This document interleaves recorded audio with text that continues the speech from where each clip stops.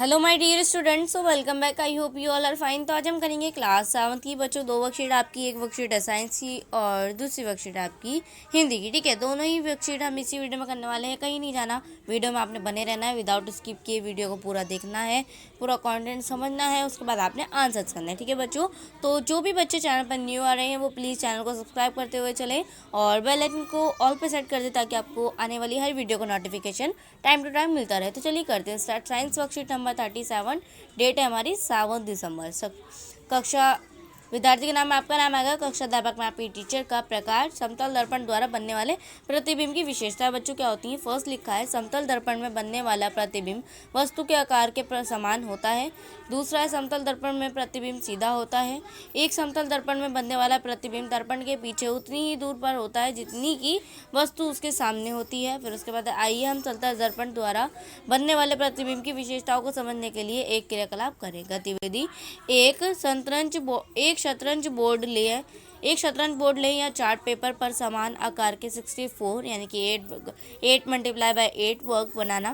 ठीक है, इस टाइप से आपने। फिर उसके बाद है सेकंड, कागज के माध्यम में एक मोटी रेखा खींचे यानी कि बीच में। ठीक है, फिर उसके बाद है इस रेखा पर एक समतल दर्पण और लंबवत रूप से लगाएं, यानी कि इस तरीके से दर्पण आपने लगाना है जैसे कि ये लगाया है। ठीक है, इसके बाद है किसी भी छोटी वस्तु जैसे शार्पनर, पेंसिल या लोहे की कील को दर्पण से गिनते हुए 4वें वर्ग की सीमा पर रखें। प्रतिबिंब की स्थिति पर ध्यान दें।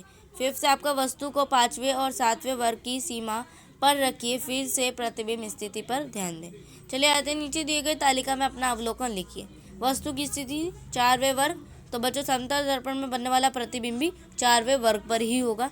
ठीक है, उसके बाद है 5वें वर्ग, तो इसमें भी 5वें वर्ग पे होगा। ये 7वें, तो इसमें भी 7वें पे ही होगा। ठीक है, चलिए बात है सेकंड क्वेश्चन पर। उपरोक्त क्रियाकलाप में उपयुक्त वस्तु के समतल दर्पण द्वारा बने प्रतिबिंब की विशेषता लिखिए। तो बच्चों इसके अंदर आप क्या करेंगे, समतल दर्पण, ये जो हमने अभी विशेषताएं पढ़ी है ना तीनों, ये यहाँ तक ये पूरी एज इट इज़ ऐसे लिख देंगे, आपको हो जाएगा आंसर नंबर 2। चलिए बढ़ते हैं नेक्स्ट वर्कशीट की तरफ। वर्कशीट आपकी हिंदी की, वर्कशीट नंबर 35, डेट है 7 नवंबर। विद्यार्थी के नाम में आपका नाम आएगा, कक्षा अध्यापक में आपकी टीचर का। ठीक है बच्चों, चलिए पढ़ते हैं। प्यारे बच्चों, इस कार्यपत्रक के द्वारा हम अपनी पाठ्य पुस्तक वसंत का पाठ अपरूप अनुभव के अंश को पढ़ने जा रहे हैं। इस अंश में हम जिनकी बात करने जा रहे हैं वह है तोतो चान और यासु की चान।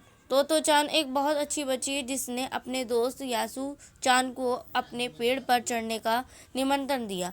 दिव्यांग होने के बावजूद भी यासुकी चान पेड़ पर चढ़ने के लिए अपने सपने को पूरा करना चाहती है। आइए देखें कि तोतो चान और यासुकी चान पाठ के इस अंश में क्या करते हैं। मैं यासुकी चान को अपने पेड़ पर चढ़ने देने वाली हूँ, उसने बताया।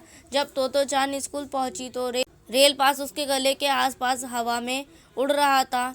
यासुकी चान उसे मैदान में क्यारियों के पास मिला। गर्मी की छुट्टियों के कारण सब सूना पड़ा था। यासु चान उसे कुल जमा 1 ही वर्ष बड़ा था।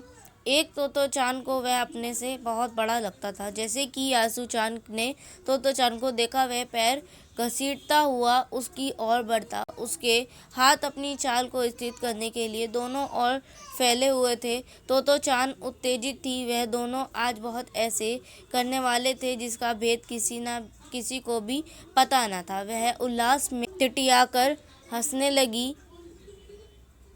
यासु चान भी हंसने लगा। ठीक है, चलिए अब आते हैं क्वेश्चन आंसर्स पर बच्चों। क्वेश्चन नंबर फर्स्ट आपका, यासु चान को सब सूना क्यों दिखाई दे रहा था। फिर उसके बाद सेकंड क्वेश्चन में तोतो चान क्यों उत्तेजित थी। थर्ड क्वेश्चन है यासु चान ने अपनी चाल को स्थिति करने के लिए क्या किया। फिर फोर्थ है वह उल्लास में ठिठियाकर हंसने लगी है। ठिठियाकर हंसने का क्या मतलब है।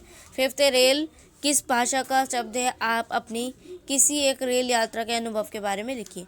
तो बच्चों प्रश्न नंबर फर्स्ट था आपका, यासु चान को सब सूना क्यों दिखाई दे रहा था। तो आप लिख देंगे यासु चान को गर्मी की छुट्टियों के कारण सब सूना दिखाई दे रहा था। फिर सेकंड क्वेश्चन है तोतो चान क्यों उत्तेजित थी। तो आप लिख देंगे क्योंकि वह आज जैसे काम करने वाली थी जिसके बारे में किसी को नहीं पता था। ठीक है, क्वेश्चन नंबर थर्ड है आपका, यासु चान ने अपनी चाल को स्थिर करने के लिए क्या किया। तो आप लिख देंगे यासु चान ने अपनी चाल को स्थिर करने के लिए अपने दोनों हाथों को फैला दिए। ठीक है, फिर उसके बाद है वह उल्लास से ठिठियाकर हंसने लगी। यह ठिठियाकर हंसना का क्या मतलब है, तो आप लिखेंगे ठिठियाकर हंसने का मतलब है जोर से हंसना। फिर उसके बाद है रेल किस भाषा का शब्द है, आप अपनी किसी एक रेल यात्रा के अनुभव के बारे में लिखिए, तो आप लिखेंगे रेल अंग्रेजी भाषा का शब्द है। एक बार मैंने जम्मू से कटरा की यात्रा रेल से की है। यात्रा काफ़ी रोमांचक थी। पहाड़ों के बीच खूबसूरत और डरावने दृश्य भी आते हैं। ठीक है बच्चों, तो बच्चों ये थी आपकी आज की दोनों वर्कशीट, बेहद ही ईजी और इंटरेस्टिंग, एंड आई होप आप लोगों को वर्कशीट समझ में आ गई होगी। सो प्लीज़, जैसे कि मैंने स्टार्टिंग में आप लोगों से बोला था, चैनल पे न्यू स्टूडेंट्स जो आ रहे हैं वो चैनल को सब्सक्राइब करें, वीडियो को लाइक करें और शेयर करना तो बिल्कुल ना भूलें, और कमेंट डाउन जरूर कीजिए कि बच्चों आपको वर्कशीट कैसी लगी, और अदरवाइज कोई प्रॉब्लम होती है, कोई चीज़ नहीं समझ में आती तो पूछ लिया करो कमेंट्स में, है ना। और डिस्क्रिप्शन में मेरी इंस्टा ID भी मेंशन होती है बच्चों, आप मुझे वहाँ भी फॉलो कर सकते हैं। आप मुझे इंस्टा पर भी मैसेज कर सकते हैं। मैं पूरी कोशिश करूँगी आप लोगों को रिप्लाई देने की, और देती भी हूँ, आप लोगों को पता है। तो चलिए मिलते हैं नेक्स्ट वीडियो में, तब तक के लिए टेक केयर।